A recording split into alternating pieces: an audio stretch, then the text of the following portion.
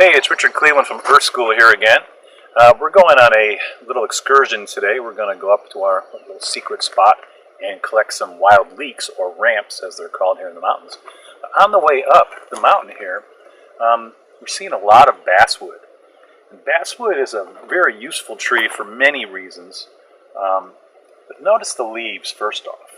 This is one identifying factor of them. Is that if you look at the leaf margin, the back of the leaf is not straight across. It's at an angle. Now, it doesn't do this to every single leaf, but you can clearly see that this happens quite a bit.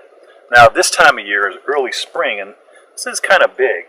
But some of these smaller leaves, like this size, and even smaller, are not just edible, but also quite good. Very tasty. Very, very tasty.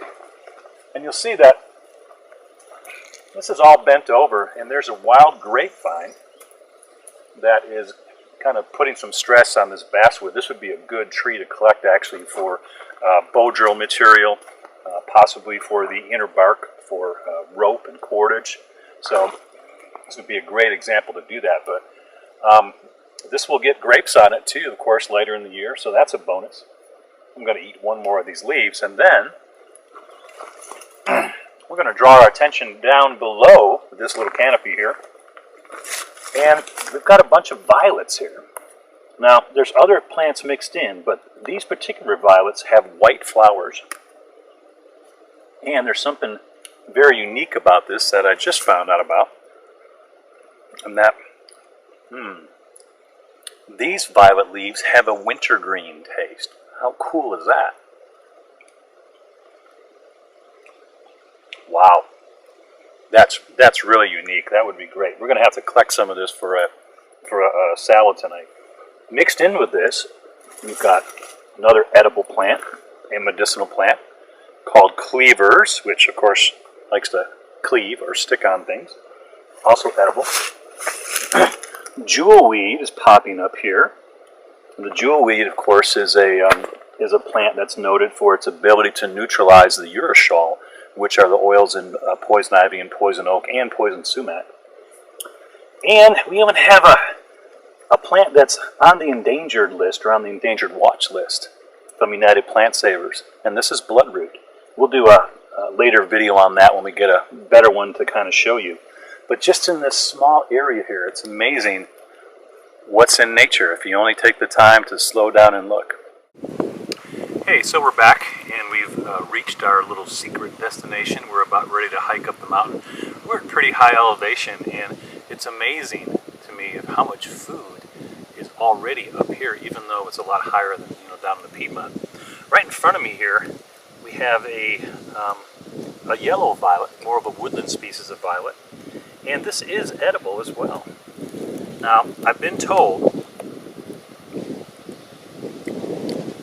that if you eat too many of this particular one, the yellow violet, and we'll make sure that we get the exact Latin name up on the screen for you here in a bit, or during the video. But I've been told if you eat too many of these, that can actually cause diarrhea. Well, I've never experienced that, so I can't speak with that firsthand. But if you're worried about that, if you look just a little bit to the right, we get into our more common purple violet, which sometimes has kind of whitish flowers, whitish. And of course, these are very common in people's yards, much more recognizable perhaps, but the leaves are the same. So this is just a sea of violet. There's another violet that we covered earlier, and we're going to make sure we stop there again so we can kind of show the comparison of all three. But this is just a lot of food right here. Oh, and of course, can't forget, we have our friend, the dandelion. Love dandelions. Won't let this opportunity go to waste. Wonderful. Grab a leaf for good measure. And has a little bonus here. Now, as I stated, we're at pretty high elevation, and there's a lot of tulip poplars here. And the tulip poplars have really small leaves because we're so high up. But what I love about tulip poplar is that, look on the ground, I just scanned over here and I saw branch from a tulip poplar. And look at what's on here. Tinder. You've got a big pile of tinder on here that I'm going to pull off in a second. But I want to point out this particular plant, which is referred to as old man's beard, called usnea. And usnea is noted for its antibiotic principles, but we won't get into that in any detail. So what I'm going to do is I'm going to pull off this usnea.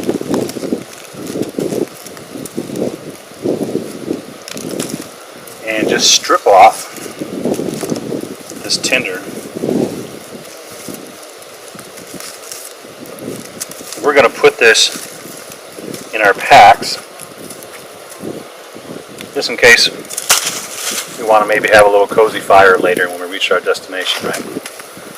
So, here we go. Okay, we've just arrived at our favorite ramp place. And if you look behind me here, not all these plants are wild leeks or ramps as they're called here in the south, but most of them are. And looking down here in front of me now, everything around me with leaves like this, these are all wild leeks, the greatest member of the wild onion family that we have in many people's opinion. And look at these beautiful little flowers mixed in here too. We have trilliums, these beautiful trilliums here in the mountains of western North Carolina. I believe this is wake robin. But anyway, before we get started digging, we're going to go down to our favorite spring and fill up our canteens. And then, when we come back, right before we start digging, I want to talk to you about ethical collection techniques. Because even though this looks like this could never be over-harvested, it can be. And so we always want to make sure we're only taking what we need. Okay? Let's go.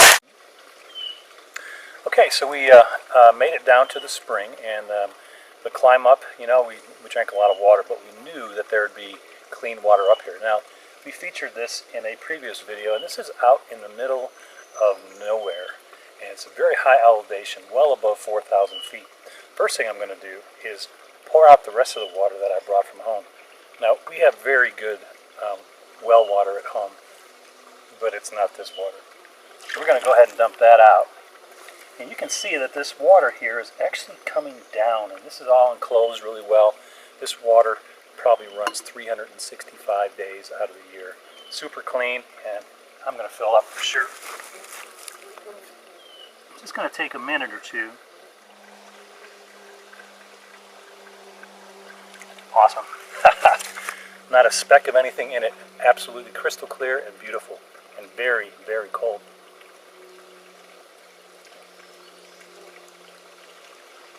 Ah, the blood of the earth. Amazing stuff. There's a plant right here in the foreground too that I'd like to show you. I'm going to cross the creek here. And it's this plant right here.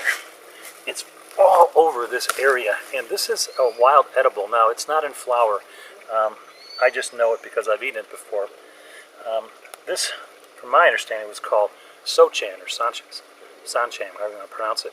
And it is the green-headed coneflower, and it's in the aster family. Most people cook this. I know the Cherokees did, but